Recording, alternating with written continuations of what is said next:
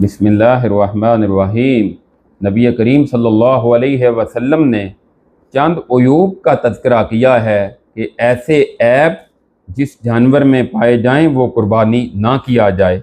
उनमें से आपने फरमाया कि जानवर काना नहीं होना चाहिए, यानी उसकी एक आँख ख़राब हो फिर भी कुर्बानी उसकी दुरुस्त नहीं है, दोनों आँखें ख़राब हों तो बिल औला दुरुस्त नहीं है।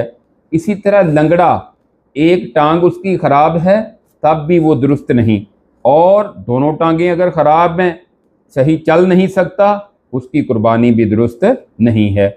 इसी तरह ऐसा बीमार जानवर कि जिसकी बीमारी वाज़े हो, या इस तरह का बूढ़ा जानवर कि जो बिल्कुल लागर और कमज़ोर हो, या फिर जिसका कान कटा हुआ हो, वो दाएं से हो या बाएं से, ऊपर नीचे से, या उसमें सुराख हो, या उसका सींग कटा हुआ हो या टूटा हुआ हो, तो ये वो नकाइस और अयूब हैं कि जिस जानवर में पाए जाएं उसकी कुर्बानी दुरुस्त नहीं है।